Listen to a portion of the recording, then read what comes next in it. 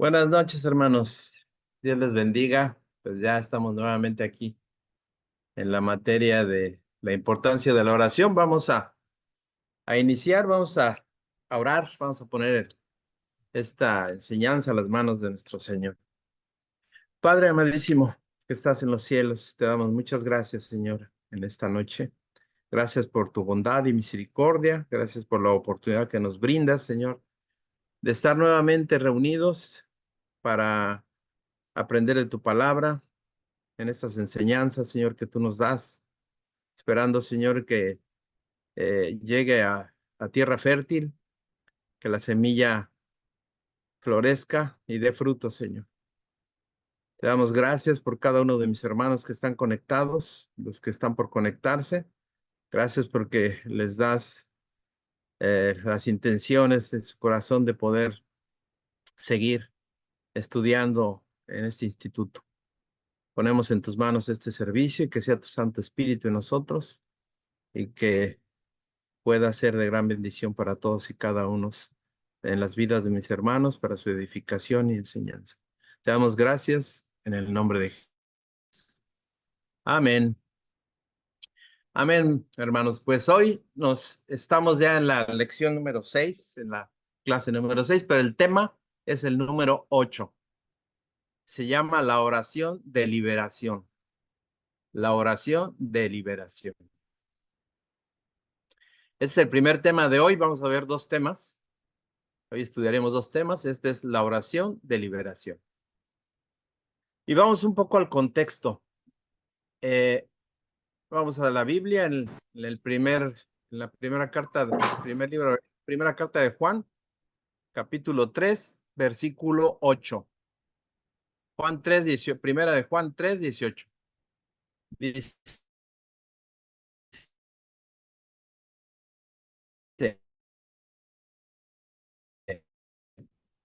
el que practica el pecado es del diablo, porque el diablo peca desde el principio. Todos tenemos situaciones en que la tentación es fuerte y tenemos hábitos difíciles de vencer. Esas debilidades dan a Satanás una base, dan la entrada para actuar sobre nosotros, si así estamos. Por lo tanto, debemos identificar nuestros puntos vulnerables. Tres aspectos necesarios para salir victoriosos sobre un pecado predominante es buscar primero el poder del Espíritu Santo y la palabra de Dios. Buscar el poder del Espíritu Santo y la palabra de Dios. 2, huir de las situaciones de tentación, escaparnos de esas situaciones. 3, buscar la ayuda del cuerpo de Cristo, entre hermanos, ¿ya? Unos con otros, orar unos por otros. Dispuesto da a dar cuenta de sus hechos. Debemos estar dispuestos a dar cuenta de nuestros hechos y aceptar la oración de los demás. A veces no lo decimos, la necesitamos, pero no lo pedimos. Por eso aquí nos dice Jesús que Él vino para destruir las obras del diablo y nos declara su ministerio en Lucas 4:18. Vamos a ir ahí. Le pido a mi hermana Silvia Rodríguez si nos puede leer Lucas 4:18.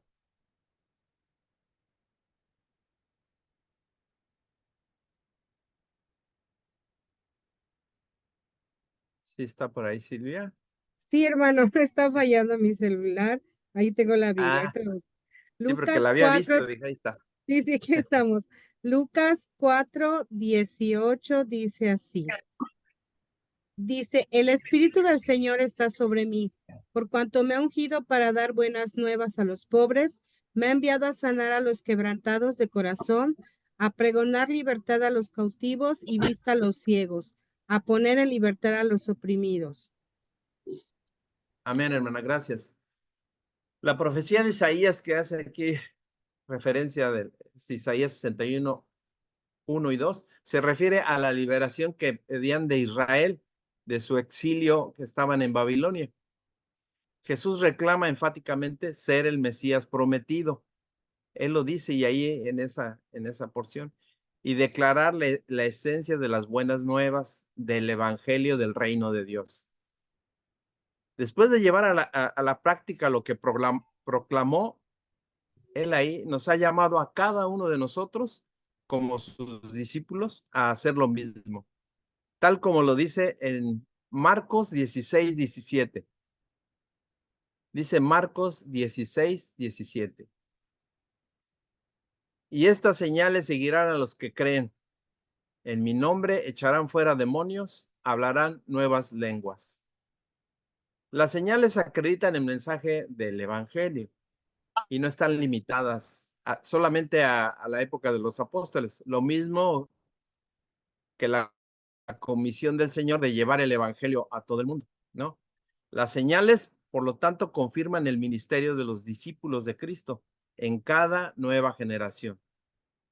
Echar fuera demonios, sanar por medio de la oración, y no habla la escritura de que cesarán antes del regreso del Señor. Todo esto sigue vigente.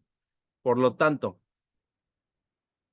el Señor nos impulsa aquí en esto al ejercicio del ministerio de liberación. Pero veamos qué dice Hechos, capítulo 8.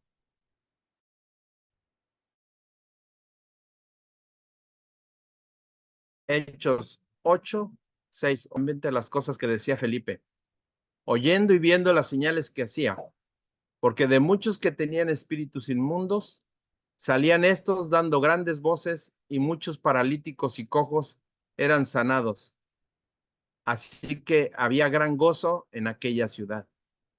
Aquí vemos que los primeros discípulos de Jesús ministraban la liberación a gente en Samaria, por ejemplo, aquí.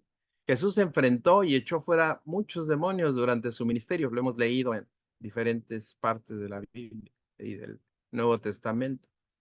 A los demonios o espíritus malignos los controla Satanás. Tal vez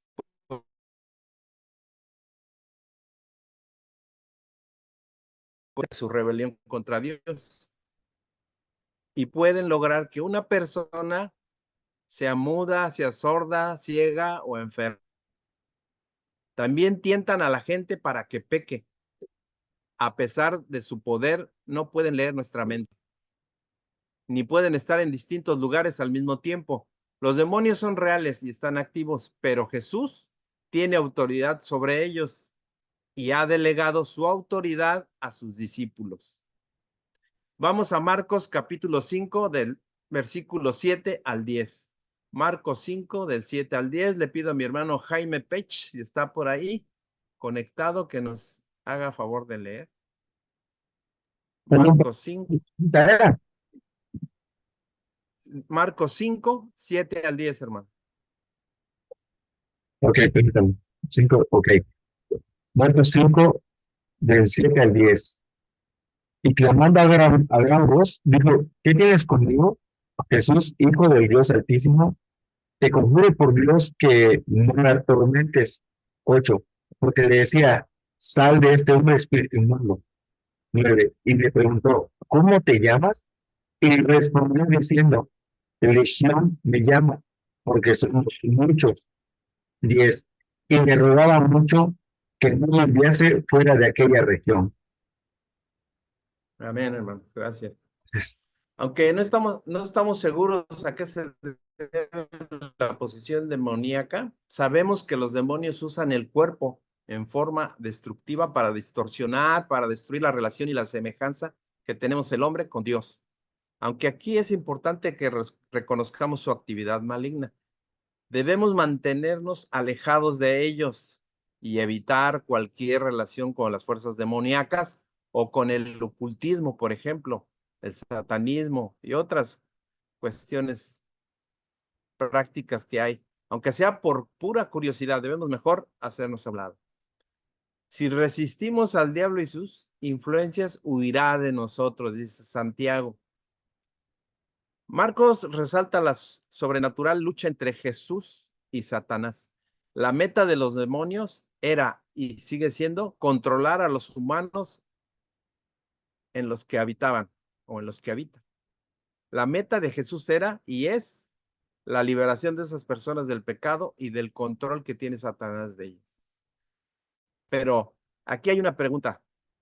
¿Puede un cristiano ser poseído por demonios? ¿Puede haber un verdadero hijo de Dios estar endemoniado? Este es un tema controversial, pero veamos qué dice la Biblia. Vamos a Primera de Corintios, capítulo 3, versículo 16. Primera de Corintios 3, 16. Dice así, ¿no sabéis que sois templos de Dios y que el Espíritu de Dios mora en nosotros, en vosotros, o sea, en ustedes? Nuestro cuerpo es templo de Dios y en él habita el Espíritu de Dios, en un verdadero cristiano. Ejemplo, hermanos, un ejemplo. ¿Permitirían que un violador viviera en su casa? La lógica elemental, claro, que diríamos que no. Entonces, ¿creemos que Dios va a permitir que en su templo, que es usted o que soy yo, viva el Espíritu Santo y un demonio juntos? Es imposible, es una inconsistencia total. Pero hay algunos lugares, algunas congregaciones que le echan la culpa al diablo, a los demonios, de sus pecados. Y cada 8 días los son liberados, supuestamente de los demonios o de espíritus inmundos. A veces dice que si vomita es que tiene demonios. Entonces, se puede caer en la mala práctica de trasladar nuestros errores, nuestros pecados, nuestras fallas al diablo o a los demonios. Que se les descompuso el carro fue el diablo, que de trabajo fue el carro, que se le cayó el niño de la cama a su mamá fue el diablo, que se fue con otra o se fue con otro fue el diablo. Pobre diablito, lo tenemos con la culpa, ¿verdad? Y no, vamos a ir viendo por qué no. Entonces, cuando supuestamente un cristiano es liberado y después vuelva a caer en pecado, esto simplemente significa que no estamos tratando con demonios, sino con conductas pecaminosas que cada quien decide hacer de manera habitual. Ahora, pongamos todo en donde corresponde. La actividad de los demonios puede influir de una manera externa en la conducta de un cristiano, manchando su vestido blanco de la salvación. Pero la Biblia nunca habla de posesión demoníaca sobre un cristiano, que fue liberado algún cristiano. De eso no habla la Biblia. Sí se habla efectivamente de endemoniados, el engadareno, si se acuerdan, pero estos no eran hijos de Dios, no eran creyentes. No hay ningún texto que demuestre que en un verdadero hijo de Dios habite en una recámara el Espíritu Santo y en otra un demonio. Y el Espíritu Santo que mora en nosotros no va a permitir intrusos en su casa. Lo que debemos entender que el factor que siempre estará presente en un cristiano es la tentación. Eso sí. ¿Y qué es la tentación? Ya lo hemos visto en algunas lecciones atrás. Es la incitación para hacer lo malo. Esta incitación para hacer lo malo viene de dos fuentes, puede venir de dos fuentes. La primera, la concupiscencia que habita en nuestra naturaleza humana. Pero cuando nacimos de nuevo, Dios puso una nueva naturaleza. La vieja naturaleza pecaminosa ya murió y ahora el que está en Cristo, nueva criatura es. Mientras vivamos en esta tierra, nos vamos a enfrentar diariamente a esa primera fuente de tentación, pero que somos nosotros mismos. Vamos a ver, Santiago capítulo 1, versículo 13 al 15. Le pido a mi hermana Ana Margarita, si está conectada, que nos pueda leer. Santiago 1, del 13 al 15. Sí, sí, hermano. Ya voy, ¿ya? Adelante. Ya tengo. Santiago 1, ¿hasta dónde? Del 13 al 15, hermano. Ok, ya lo tengo. Amén, amén, amén. Del 13. Cuando alguno es tentado, no diga que es tentado por parte de Dios, porque Dios no puede ser tentado por el mal, ni él tienta a nadie, sino que cada uno es tentado cuando de su propia concupiscencia es atraído y seducido. Entonces la concupiscencia, después que se ha concebido, da a luz el pecado, y el pecado, siendo consumado, da una luz la muerte. Amén, hermano. Amén. Parece un trabalenguas, ¿verdad? Pero Sí, pero sí termina muy mal bien, ahí. hermana, gracias. Dice, es muy fácil condenar a otros y a veces nos excusamos por los malos pensamientos o por la conducta equivocada que llegamos a tener. Algunas de las excusas pueden ser, la culpable es otra persona, no yo. Otra, no lo pude resistir. Todos lo hacen, yo también.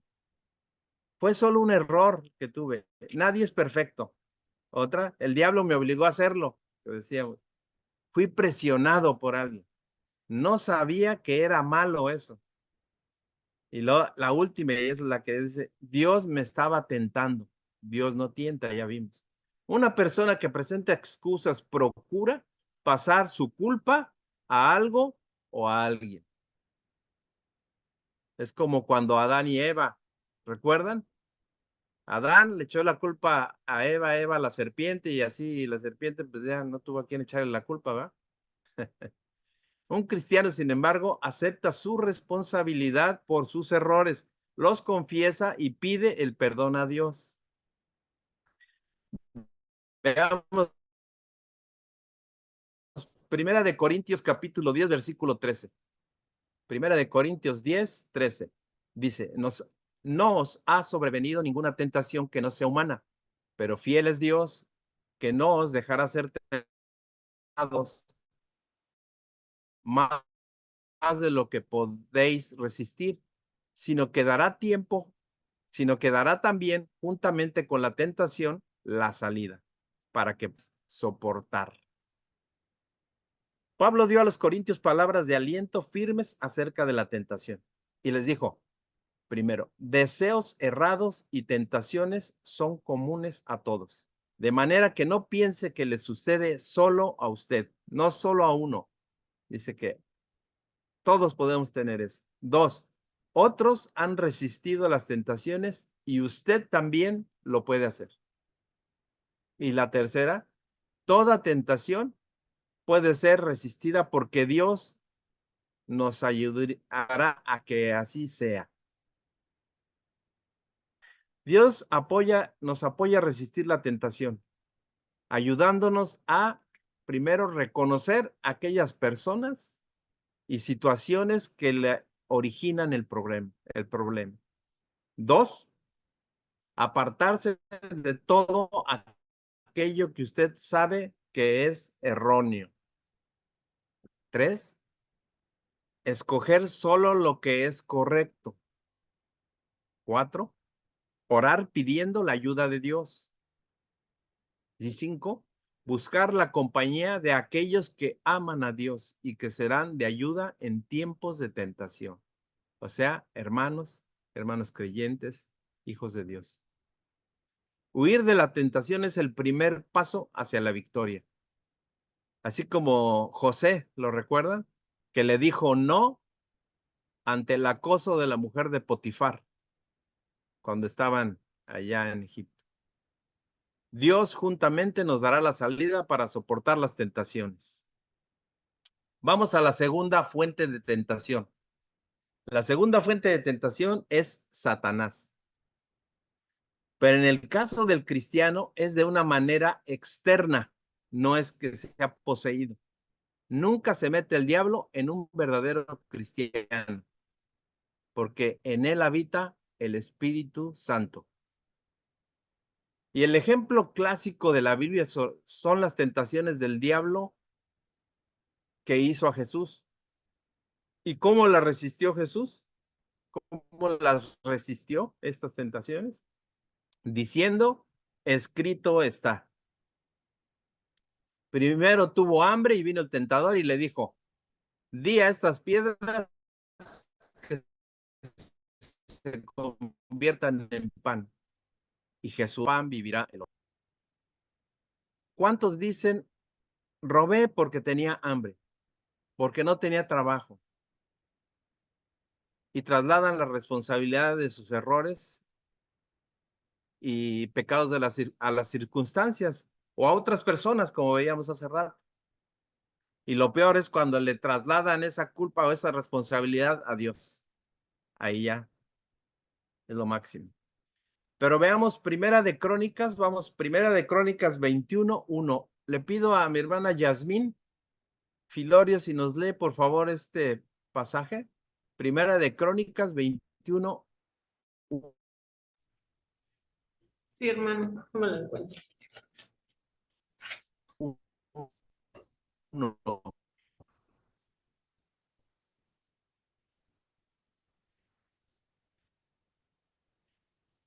Así está. El que lo tenga, hermano, si lo puede leer, por favor. No lo encuentro.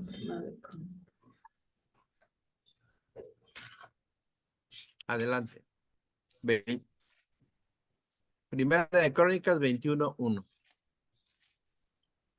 Dice, amén. Durmió Josafat con sus padres, y lo sepultaron con sus padres en la ciudad de David, y reinó en su lugar Joram, su hijo. Parece que es otro. Es Primera de Crónicas 21:1. 21:1 dice, pero Satanás se levantó contra Israel e incitó a David a que hiciese censo de Israel. Amén. Sí, era por ahí. Sí, Este es el. leí segunda, perdón. Sí, no se preocupe. Dice, la tentación vino de fuera, en este caso, era externa, era para tentar a David. Y no se pudo decir que David, o no podemos decir que estaba él poseído por un demonio, no. Y esto lo hizo Satanás sabiendo el orgullo que tenía y la capacidad de su ejército con el que él contaba. Sin embargo, sabemos que Dios era el que le daba la victoria. La pregunta es, hermanos, ¿puede obligar o forzar Satanás a hacer cosas para lo malo a un cristiano? Y la respuesta es obvia. No puede él obligarnos o forzarnos a hacer lo malo. David quiso confiar en sus propias fuerzas y no pensó en Dios, y esto tuvo sus consecuencias porque le desagradó a Dios. Y a través del profeta Gad le dijo a David que podía escoger, inclusive, entre los 3 castigos que le iba a dar, que iba a hacer Dios por haber ofendido, haberlo ofendido. Tuvo que pagar las consecuencias. Así ahora nosotros, cuando ya somos convertidos, somos salvos, ya arreglamos la relación con Dios, pero no podemos hacer lo que queramos. No podemos desobedecer a Dios. No se arreglan automáticamente los problemas al ser salvos. No se nos quitan las enfermedades al momento. A veces sí, al rato lo vamos a ver. Pero tener cuidado. Debemos guardar los mandamientos de Dios y comportarnos haciendo las cosas de acuerdo a su voluntad. Dios ya perdonó nuestros pecados, pero las consecuencias de estos pecados las seguimos pagando. ¿Están de acuerdo a lo que nos ha tocado? Bueno, tenemos que hacernos responsables de esas consecuencias. Claro, ahora ya estamos apoyados con la fuerza y la sabiduría de Dios, ¿verdad? Otro ejemplo. Ahora vamos a Hechos capítulo 5, versículos del 1 al 5. Hechos 5, del 1 al 5. Dice la palabra, pero cierto hombre llamado Ananías, con Zafira, su mujer, vendió una heredad y sustrajo del precio, sabiéndolo también su mujer, y trayendo solo una parte, la puso a los pies de los apóstoles. Y dijo Pedro, Ananías, ¿por qué llenó Satanás tu corazón para que mintieses al Espíritu Santo y sustrajeses del precio de la heredad, reteniéndola? ¿No se te quedaba a ti y vendida no estaba en tu poder? ¿Por qué pusiste esto en tu corazón? No has mentido a los hombres, sino a Dios. Al oír Ananías estas palabras, cayó y expiró, murió. Y vino un gran temor sobre todos los que lo oyeron. El pecado de Ananías y Zafira aquí no fue avaricia. Ellos eran ricos, tenían bienes, ni de retener parte del dinero.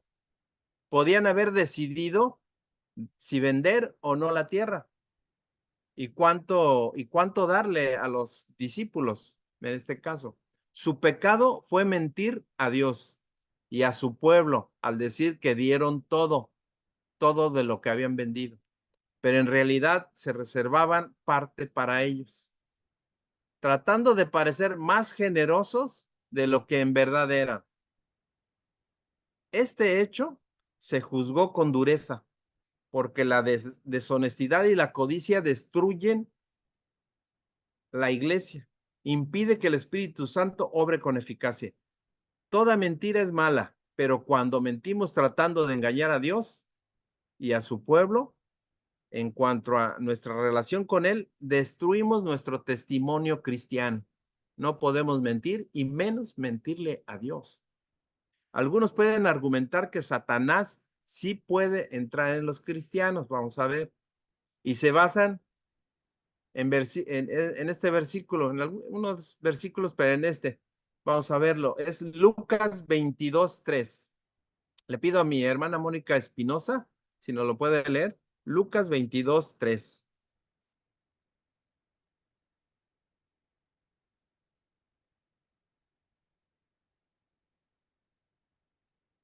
Y está, y si no, quien lo tenga ahí a la mano, lo puede leer. Entonces Satanás entró en Judas Iscariote, uno de los 12 discípulos. Amén, hermano, gracias. La palabra entró del griego eiserhomer, homai, significa entrar a un lugar, pero tiene dos usos. Uno es entrar de manera literal y otra figurativa. En el caso de Judas es literal. Ahí entró. Ejemplo de algo figurativo. Es un ejemplo de algo figurativo. La Biblia dice que somos ciudadanos del reino de Dios, del reino de los cielos. Esto es figurativamente. Pero ahorita que estamos en la tierra, pues no. Somos ya ciudadanos, pero no, en realidad no estamos en los cielos, porque aún estamos en la tierra. Pero nuestro destino seguro es el reino de los cielos. Es verdad, ¿no? Pero es figurativo. Aquí la entrada de Satanás en Judas, en este pasaje, fue literal, no figurativa. Ahora, Judas nunca se arrepintió de sus pecados. Ese es el detalle. Era un infiltrado dentro de los 12 y fue poseído por el mismo Satanás, porque Judas no era un verdadero creyente. Pero veamos ahora el caso de Pedro, otro de los discípulos. Y esto está en Lucas 22:31, adelante del que acabamos de leer. Lucas 22:31. Dijo también el Señor: Simón, Simón, he aquí, Satanás os ha pedido para zarandearos como a trigo. Noten aquí que Satanás pide permiso a Jesús para zarandear a Pedro, que no fue el caso de Judas en el verso anterior, en el 22:3. Él entró sin pedir permiso con Judas. La pregunta: cuando entran ustedes en su casa, ¿piden permiso? Bueno, si no traen la llave, a lo mejor sí, ¿verdad? Pero si no, entramos sin pedir permiso. Esto es lo que pasó exactamente con estos dos discípulos de Jesús. Pero a veces nos creemos tan autosuficientes, tan soberbios, tan orgullosos, que Dios usa al diablo para sus propósitos. Si aún Satanás es un instrumento en las manos de Dios. Él es un instrumento, como le pasó también con Job, lo recuerdan. Pero Satanás no puede actuar por su cuenta, tiene que pedir autorización de Dios. Pero nosotros somos los responsables en cuanto a la tentación y a nuestra concupiscencia, o sea, a la tentación externa que viene también de parte del diablo. En resumen, en este pasaje, Judas fue poseído porque no era hijo de Dios. Y Pedro no fue posesionado, no fue poseído porque era hijo de Dios, se arrepintió. Satanás no tiene autoridad sobre los cristianos y jamás puede entrar en un verdadero hijo de Dios. Vamos a leer Colosenses capítulo 3, versículo 5 al 10. Colosenses capítulo 3, 5 al 10. Haced morir, pues, malos deseos y avaricia, que es idolatría. Cosas por las cuales la ira de Dios viene sobre los hijos de desobediencia, en las cuales vosotros también anduvisteis en otro tiempo, cuando vivíais en ellas. Pero ahora dejad también vosotros todas estas cosas: ira, enojo, malicia, blasfemia, palabras deshonestas de vuestra boca. No mintáis los unos a los otros, habiéndonos despojado del viejo hombre con sus hechos y revestido del nuevo, el cual, conforme a la imagen del que lo creó, se va renovando hasta el conocimiento pleno. Aquí en este pasaje, ¿quién debe hacer morir estos deseos terrenales? ¿A quién se refieren? A nosotros. Decir no a la tentación. De todas estas cosas que nos menciona aquí la palabra, que son fornicaciones, pasiones desordenadas, malos deseos, avaricia, la ira, el enojo, la malicia, la blasfemia, las palabras deshonestas, groserías, todo eso debemos decir no a la tentación de hacerlo. Los que algunos dicen que esos son demonios, la Biblia dice que son pecados de la carne. ¿Son demonios o más bien son pecados que nosotros decidimos hacer? ¿Qué dice Gálatas capítulo 5, versículos del 19 al 21? Gálatas 5. Le pido a mi hermano José Alberto Díaz, si nos puede leer, por favor, este pasaje. Sí, cómo no, Gálatas 5, 19, 21. Ok, dice así la palabra de Dios. Y manifiestas son las obras de la carne, que son adulterio, fornicación, inmundicia, lascivia, idolatría, hechicerías, enemistades, pleitos, celos, iras, contiendas, disensiones, herejías, envidias, homicidios, borracheras, orgías y cosas semejantes a estas, acerca de las cuales os amonesto, como ya os he dicho antes, que los que practican tales cosas no heredarán el reino de Dios. Amén, hermano. Gracias. La pregunta, ¿quién es responsable de practicar todas estas cosas? El hombre. Nosotros podemos caer en eso. No hay demonios de todo esto. No hay demonios de lujuria, de eso, de envidia, de homicidios, no. Dice, todo esto son nuestras propias concupiscencias, nuestros deseos pecaminosos.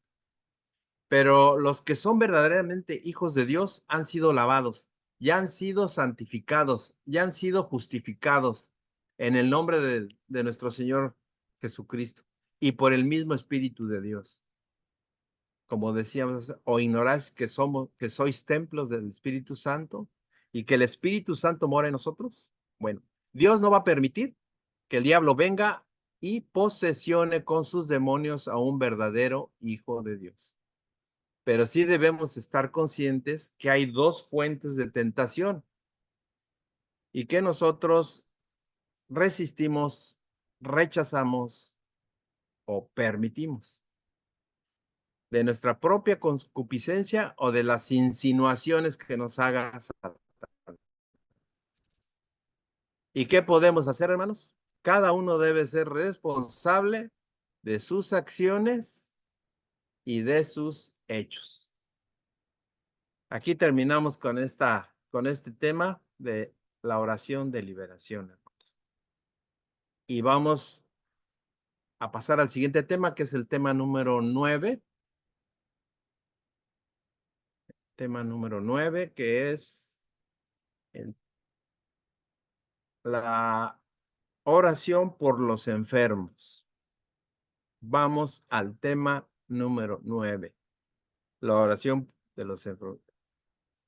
La declaración de Dios en su palabra para realizar estas oraciones, y además que Dios en su tiempo y de acuerdo con su voluntad obrará y sanará a los enfermos.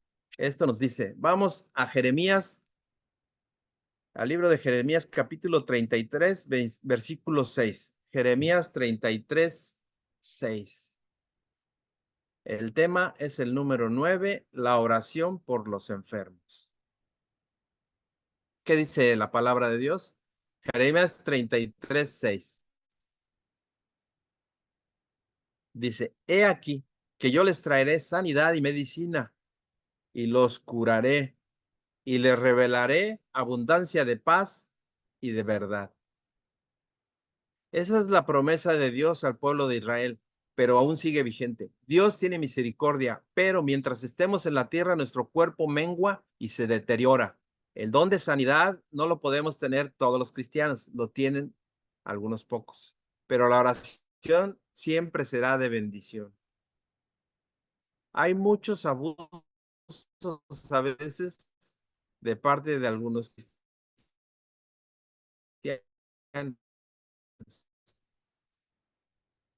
en la doctrina que habla de dar órdenes al Espíritu Santo.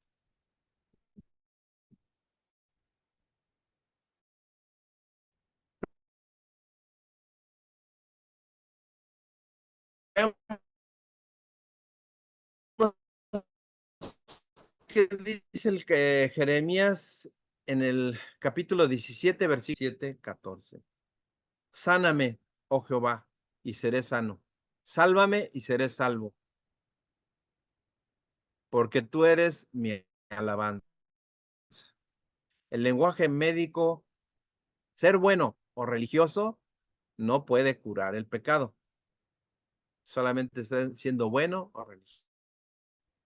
Únicamente Dios puede curar la enfermedad del pecado, pero debemos estar dispuestos a permitir que Él lo haga.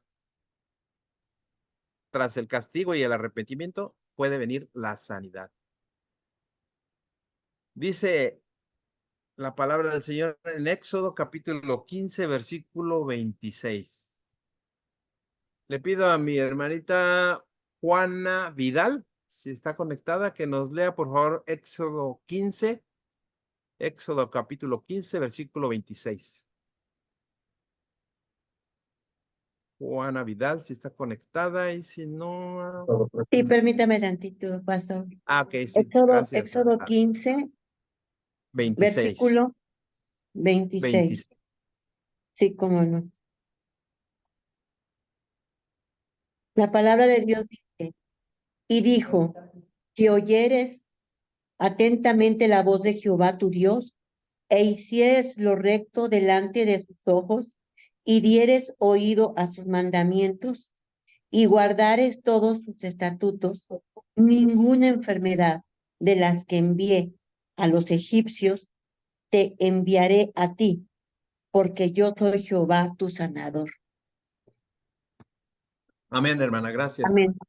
Parece que tenemos por ahí problemas con el internet, medio se corta, estaba diciendo mi esposa. Perdón por ahí. Dice, en este capítulo, las plagas que se enviaron a Egipto las envió Dios, ¿se acuerdan? Sin embargo, le dijo a su pueblo que quienes cumplieran sus mandamientos los guardaría de las enfermedades y de las plagas que él mandó. Y les dijo, yo soy Jehová tu sanador. Aquí la palabra sanador es del hebreo Rafa, cuidar, también significa médico. y restaurar también. Dios prometió que si el pueblo lo obedecía, estarían libres de las enfermedades que atacaban a los egipcios.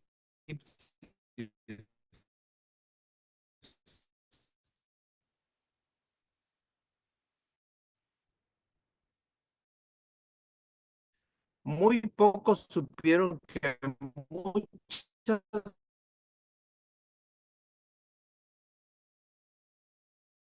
mismo sería su sanador, su Rafa. Las leyes servían de base a acciones preventivas, siempre. Y ahí lo dice también en Deuteronomio, todo lo que él les daba para, inclusive de los animales que podían o que no podían comer. La presencia del Señor constituía el poder sanador. El obedecer significaría su vida, la vida. El desobedecerlo resultaría en la muerte. La autoridad quedaba en manos de Jehová y la obligación de obedecer, esa responsabilidad es del pueblo y sigue siendo así. La autoridad es de Dios y la obligación de obedecer es de nosotros, su pueblo. Vamos a Jeremías 33:3. Jeremías capítulo 33, versículo 3.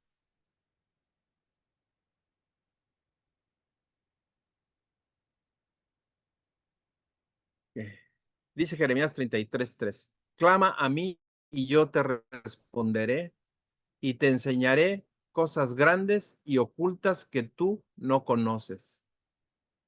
Aquí la palabra clama, del hebreo kará, significa clamar, gritar, invocar, dar voces. La mejor medicina que podemos tener es la comunión con Dios. La peor enfermedad es el pecado. La mejor medicina que podemos tener es la comunión con Dios. Y la peor enfermedad es el pecado. Dios le aseguró a Jeremías que solo tenía que clamar a Dios y que él contestaría. Dios está listo para contestar nuestras oraciones, pero debemos pedir su ayuda. Pero cuando lo hacemos, reconocemos que solo Él es Dios y que no podemos lograr con nuestras fuerzas todo lo que está en su dominio hacer Él, siempre. ¿Qué dice Isaías 53? Isaías 53, 5. Isaías 53, 5. Dice así la palabra de Dios. Mas él herido fue por nuestras rebeliones, molido por nuestros pecados. El castigo de nuestra paz fue sobre él, y por su llaga fuimos nosotros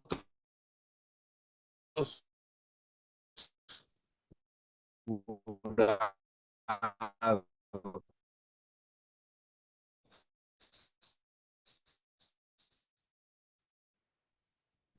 Dice la palabra de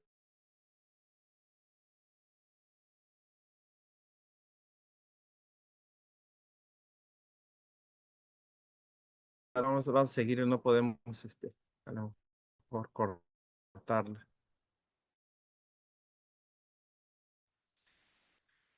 Dice, ¿puede Dios sanarnos? Sí, ahí está. Está ahí inestable mi internet. Perdón, hermanos. Espero que, y si no, posteriormente a lo mejor lo pueden también escuchar. ¿Puede Dios sanarnos?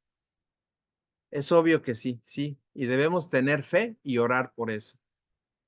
Dios a través de Isaías corrió la cortina del tiempo y dijo, para permitir que la gente de esa época mirara hacia el futuro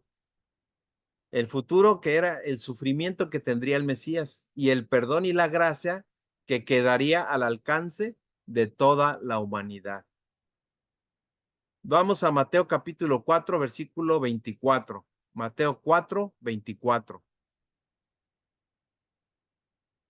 Dice la palabra de Dios, y se difundió su fama por toda Siria y le trajeron todos los que tenían dolencias, los afligidos por diversas enfermedades y tormentos, los endemoniados, lunáticos y paralíticos, y los sanó.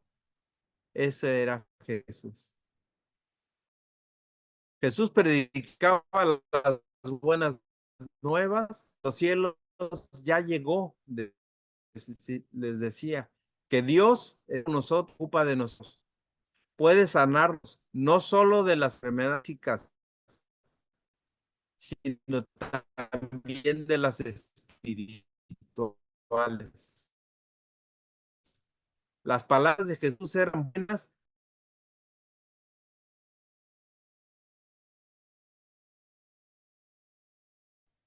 Bueno. Ya regresamos. Por fin me desconectó el internet. ¿Me escuchan? Así que lo logró. ¿Sí, sí se escucha, hermanos? Alguien que Sí me... se escucha, Sí, pastor. escucha bien, pastor. Sí, hermano, se escucha. Perdón, espero que ya no falle. Marcos 16, vamos a Marcos 16, 17 al 18. Dice la palabra de Dios. Marcos 16, 17. Y estas señales seguirán a los que creen. En mi nombre echarán fuera demonios, hablarán nuevas lenguas, tomarán en las manos serpientes, y si bebieren cosa mortífera, no les hará daño. Sobre los enfermos pondrán sus manos y sanarán. Hay ocasiones que Dios interviene milagrosamente para proteger a sus seguidores. Como a Pablo, él tuvo serpientes en sus manos. Esto no significa, sin embargo, que podemos probar a Dios poniéndonos a propósito en situaciones peligrosas. No nos vayamos a ir a tomar una serpiente aquí en Cancún, hay muchas. Querer agarrarlas con la mano, ¿verdad?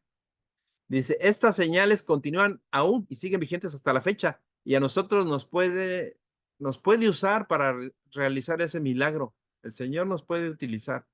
Sin embargo, a veces la incredulidad limita nuestra fe. Entonces, no perdamos la fe cuando oremos. En Mateo 13, vamos, Mateo 13, capítulo 13, versículo 54. Mateo 13, 54. Dice, y venido a su tierra, les enseñaba en la sinagoga de ellos, de tal manera que se maravillaban y decían, ¿de dónde tiene esta sabiduría y estos milagros? ¿Y sus hermanos Jacobo, José, Simón y Judas? ¿No están todos sus hermanas con nosotros? ¿De dónde pues tiene todas estas cosas? Y se escandalizaban de él. Pero Jesús les dijo, no hay profeta sin honra, sino en su propia tierra y en su casa. Y no hizo allí muchos milagros a causa de la incredulidad de ellos. Jesús hizo pocos milagros a ver la verdad y roba sus esperanzas. Su pueblo perdió al Mesías. ¿Cuál es la medida de nuestra fe, hermanos? Si alguien no puede ver las obras de Dios, tal vez sea por su incredulidad. Así que debemos decirle a esas personas que crean que Dios puede obrar con poder en su vida y mire con los ojos de la fe. La incredulidad causa que no hubiera más milagros en esa tierra, en su propia tierra de Jesús. Ahora ya somos hijos de Dios, podemos hacer la oración e imponer las manos en los enfermos. No debemos tener duda, debemos tener fe, pero claro, de acuerdo a la voluntad de Dios, sanarán los enfermos, no a nuestra oración. Tenemos que tener fe, pero es Dios el que lo hace.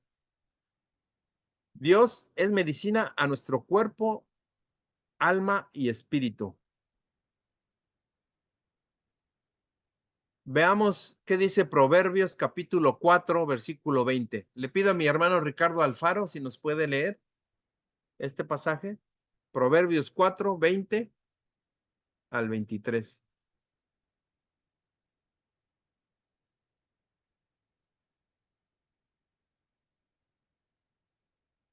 Carlos Alfaro. Si no, quien lo tenga, hermanos, a la mano. Proverbios 4:20.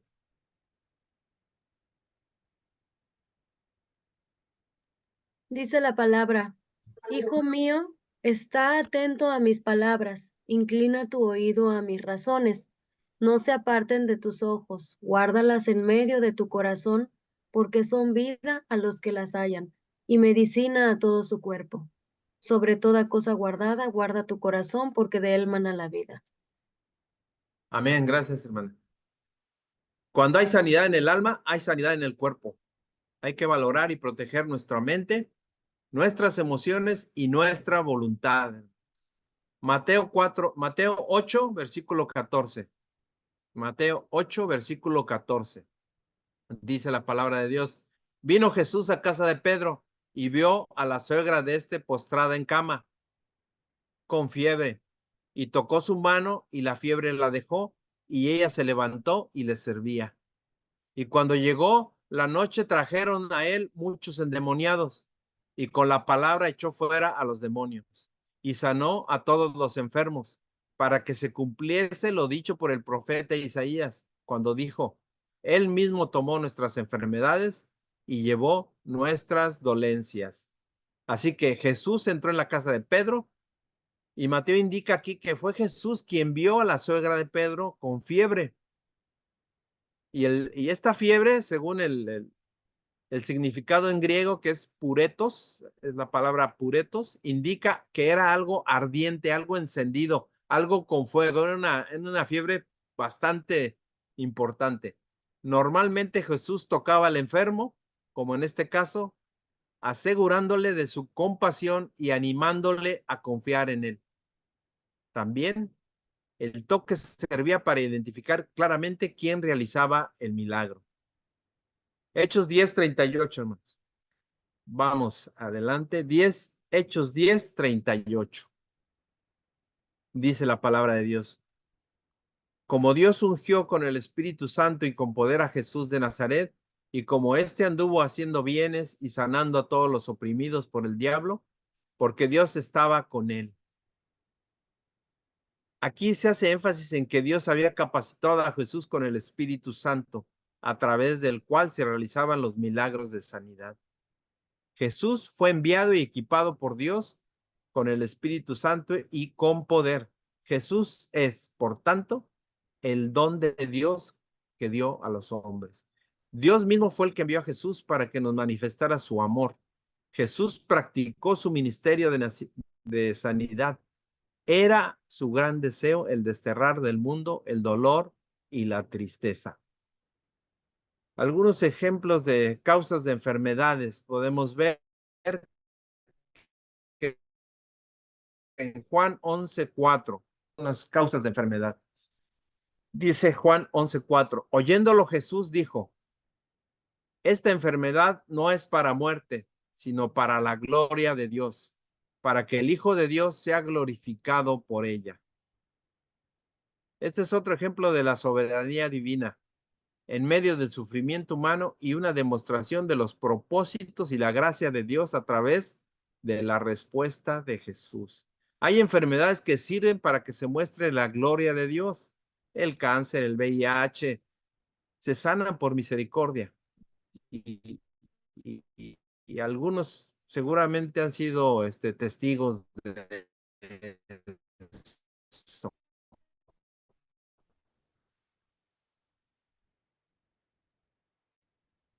Pero vamos a Lucas capítulo 13, versículo 16. Lucas 13, 16. Y a esta hija que Satanás había atado 18 años, no se le debía desatar en el día. Claramente se atribuye a la enfermedad de esta mujer que aparentemente padecía de una dolencia en la columna vertebral, esto que a un demonio. Hay enfermedades por pactos que existen con espíritus satánicos. El satanismo, la santería, el ocultismo puede llevar a eso, a las personas a buscar la sanidad en ese tipo de prácticas, y eso pues, se tienen que evitar. Ahora vamos a Hechos capítulo 9, versículo 32. Hechos 9, 32 al 35. Hechos 9, 32 al 35. Dice la palabra de Dios. Aconteció que Pedro, visitando a todos, vino también a los santos que habitaban en Lida, y halló allí a una que se llamaba Eneas, que hacía 8 años que estaba en cama, pues era paralítico. Y le dijo, Pedro, Eneas, Jesucristo te sana, levántate y haz tu cama. Y enseguida se levantó, y le vieron todos los que habitaban en Lida y en Sarón, los cuales se convirtieron al Señor. Encontramos a Pedro visitando a los creyentes en diversas ciudades, y llega entonces a Lida. Ahí encuentra a un paralítico que hacía 8 años que estaba en cama. Llamándolo por su nombre, Pedro le anuncia que Jesucristo es su sanador, su Rafa. Eneas se levanta enseguida y se lleva a su cama. Es probable tal vez que Eneas recibió la salvación y la sanidad física al mismo tiempo. Veamos en Hechos capítulo. Es otro ejemplo de este tipo de sanidades. Y por la fe en su nombre, a este que vosotros veis y conocéis, le ha confirmado su nombre. Y la fe que es por él ha dado a esta completa sanidad en presencia de todos vosotros. Jesús, mas no los apóstoles, recibió la gloria en esa sanidad, en ese hombre que era cojo. En esos días, el nombre que recibía un hombre representaba su carácter, respaldaba su autoridad y su poder. Por eso es que usando el nombre de Jesús, Pedro mostró quién le dio la autoridad y el poder para sanar. Este fue un ejemplo de sanidad por la fe en Jesucristo. Cuando oramos, hermanos, en el nombre de Jesús, debemos recordar que es el mismo Jesús y no solo el decir su nombre quien da poder a nuestras oraciones. Es el mismo Jesús y no solo es que nosotros digamos el nombre de Jesús. Así que los cristianos no están solos, no estamos solos. Los miembros del cuerpo de Cristo deben contar con el apoyo de otros más en oración y el sostenimiento también, sobre todo cuando estamos enfermos o sufriendo. Y lo decía Santiago capítulo 5, versículo del 14 al 15. Santiago 5, versículos 14 y 15. Dice, ¿está alguno enfermo entre vosotros? Llame a los ancianos de la iglesia y oren por él, ungiéndole con aceite en el nombre del Señor. Y la oración de fe salvará al enfermo, y el Señor lo levantará. Y si hubiere cometido pecados, le serán perdonados. Los pastores o ancianos o los ministerios de oración encargados en las iglesias deben de estar disponibles para responder a las debilidades de cualquier miembro, a las enfermedades, a los detalles de sanidad. Y la iglesia debe estar atenta para orar por esas necesidades de sus miembros. La oración de fe que dice aquí no se refiere a la fe de la persona que está enferma, sino a la fe de las personas que están orando por ella. Así que esa es una situación. Esa es la razón por la que a menudo Dios espera oraciones de fe antes de intervenir en la sanidad de una persona. La iniciativa recae, claro, en el enfermo de decir, de proclamar, de pedir que oren por él, para llamar al pastor o a los encargados de la oración. Por eso Santiago hace énfasis en el poder sanador de Dios por medio de la oración que acompaña al ungimiento, a veces, en su caso, el ungimiento con aceite. Y este es, hermanos, el tema número 9, la oración por los enfermos. Un poco complicado aquí por el internet, perdón, pero logramos concluirla. Voy a detener la grabación.